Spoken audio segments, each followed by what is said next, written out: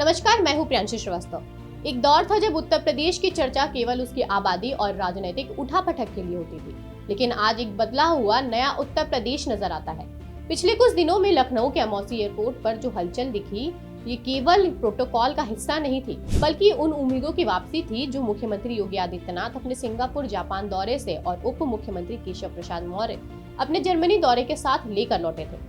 ऐसे में कहना गलत नहीं होगा कि यूपी अब केवल भारत का पॉलिटिकल सेंटर नहीं बल्कि वैश्विक निवेशकों का सबसे पसंदीदा डेस्टिनेशन बन चुका है। इंटरनेशनल फ्लाइट से उतरी फाइलें और उन पर हुए सिग्नेचर महज कागज के टुकड़े नहीं है, बल्कि वे 5 लाख युवाओं के रोजगार की गारंटी है। तो चलिए आज विस्तार से समझते हैं कि आखिर इन विदेशी दौरों से उत्तर प्रदेश की झोली में क्या आया और कैसे ये राज्य ट्रिलियन डॉलर इकोनॉमी के अपने सपने को हकीकत में बदलने जा रहा है। मुख्यमंत्री योगी आदित्यनाथ जब सिंगापुर और जापान के 4 दिवसीय दौरे से लौटे तो उनके पास सिर्फ MOU की फाइलें नहीं थी, बल्कि एक नया इकोनॉमिक विजन था। इस दौरे की गंभीरता को इस बात से भी समझा जा सकता है कि केवल 4 दिनों में 60 से अधिक औपचारिक बैठकें हुई और 3 बड़े इन्वेस्टमेंट रोड शो आयोजित किए गए। इस पूरी कवायद का जो सबसे बड़ा इम्पैक्ट निकलकर सामने आया वो है लगभग 1.5 लाख करोड़ रुपए के पक्के समझौते और 2.5 लाख करोड़ रुपए से अधिक के निवेश प्रस्ताव। जब हम इन आंकड़ों को गहराई से देखते हैं तो साफ हो जाता है कि दुनिया की बड़ी कंपनियों का भरोसा अब यूपी के सिस्टम पर अटूट हो चुका है। जापान की दिग्गज मित्सुबिशी इलेक्ट्रिक का सेमीकंडक्टर सेक्टर में 25,000 करोड़ का निवेश करना कोई छोटी बात नहीं है। ये उस भरोसे का नतीजा है जो पिछले सालों में राज्य की कानूनी व्यवस्था और इंफ्रास्ट्रक्चर के कारण पैदा हुआ है। सिंगापुर पैसिफिक ग्रुप जैसे नाम जब यूपी में लॉजिस्टिक पार्क और फिटनेस हब की बात करते हैं तो ये संदेश साफ हो जाता है कि उत्तर प्रदेश अब ग्लोबल सप्लाई चेन का एक इम्पोर्टेंट पार्ट बनने चुका है। यहाँ ये बात समझना जरूरी है कि ये निवेश केवल कागजों तक सीमित नहीं है, बल्कि मुख्यमंत्री ने खुद इन्वेस्ट यूपी को निर्देश दिए हैं कि इन प्रपोजल्स को तुरंत धरातल पर उतारा जाए। साथ ही इसी दौरान डिप्टी सीएम केशव प्रसाद मौर्य ने यूरोप के सबसे ताकतवर औद्योगिक देश जर्मनी का मोर्चा संभाला। उनके इस दौरे को केवल एक आधिकारिक यात्रा के रूप में देखना गलत होगा, क्योंकि ये यूपी के बुनियादी ढांचे को वर्ल्ड क्लास बनाने की एक सोची समझी रणनीति थी। जर्मनी की मशहूर कंपनी रेल1 GmbH के प्लांट में केशव प्रसाद मौर्य का जाना और वहां के आधुनिक रेलवे ट्रैक तकनीक का मुआयना करना ये दिखाता है कि सरकार अब केवल विकास नहीं बल्कि क्वालिटी विकास चाहती है। 200 करोड़ रुपए का जो समझौता रेल इंफ्रास्ट्रक्चर के लिए हुआ है वह भले ही निवेश की राशि में छोटा लगे, लेकिन तकनीकी स्तर पर ये यूपी के ट्रांसपोर्ट नेटवर्क को बदल सकता है। इस दौरे में एक और दिलचस्प बात ये रही कि जब केशव प्रसाद मौर्य जर्मनी में AI इम्पैक्ट समिट में व्यस्त थे तब उन्होंने अपने यूके की यात्रा स्थगित कर दी थी, लेकिन यहाँ उन्होंने एक न्यू वर्किंग स्टाइल पेश किया। उन्होंने जर्मनी से ही वीडियो कॉन्फ्रेंसिंग के जरिए यूके के निवेशकों से 1-to-1 बात की। इसे हम डिजिटल डिप्लोमेसी भी कह सकते हैं, जहां समय की बचत हुई और निवेश का रास्ता भी साफ हुआ। इस वर्चुअल मीटिंग ने ये साफ कर दिया है कि यूपी सरकार अब लाल फीताशाही को पीछे छोड़ चुकी है। अब सवाल ये उठता है कि निवेशों से असल में बदलेगा क्या। इसे हम 4 बड़े सेक्टर्स में बांट कर देख सकते हैं। सबसे पहले बात करते हैं सेमीकंडक्टर और इलेक्ट्रॉनिक्स। जेवर एयरपोर्ट के पास जिस सेमीकंडक्टर हब की नींव रखी जा रही है वह भविष्य में भारत की चीप जरूरतों को पूरा करेगा। जापान की कंपनियों का यहाँ आना इस बात का प्रूफ है कि यूपी अब हाईटेक मैन्युफैक्चरिंग का सेंटर बन रहा है।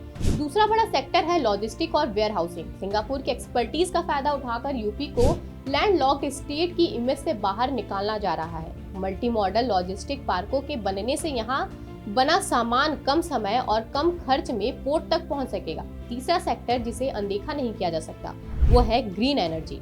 सुमितोमो कॉर्पोरेशन और अन्य कंपनियों के साथ हुए डील्स बुंदेलखंड की तपती धरती को सोलर एनर्जी का खजाना बना देंगे। ये न केवल एनवायरनमेंट के लिए अच्छा है बल्कि स्थानीय स्तर पर एनर्जी की कमी को भी दूर करेगा। चौथा और सबसे मॉडर्न सेक्टर है डेटा सेंटर। ग्रेटर नोएडा और लखनऊ में डेटा सेंटर की क्षमता बढ़ाना इस बात का संकेत है कि यूपी अब डिजिटल इकोनॉमी के रेस में सबसे आगे है। 660 मेगावाट से अधिक की डेटा सेंटर क्षमता राज्य को IT क्षेत्र का नया पावर हाउस बना देगी। अक्सर बड़े निवेशों की चर्चा के बीच ये सवाल खो जाता है कि इससे आम आदमी या उस युवा को क्या मिलेगा जो नौकरी की तलाश में है। मुख्यमंत्री के आंकड़ों पर गौर करें तो इस निवेश प्रस्तावों से 5 लाख से अधिक नए रोजगार पैदा होंगे। लेकिन यहाँ सबसे महत्वपूर्ण पहलू है रिवर्स माइग्रेशन। अब तक यूपी का युवा अपनी डिग्री लेकर दिल्ली, मुंबई या बेंगलुरु भागता था, लेकिन अब आपके घर के पास आपके ही जिले में मित्सुबिशी या सिंगापुर की कंपनियां होंगी, तो पलायन का ये सिलसिला थमेगा।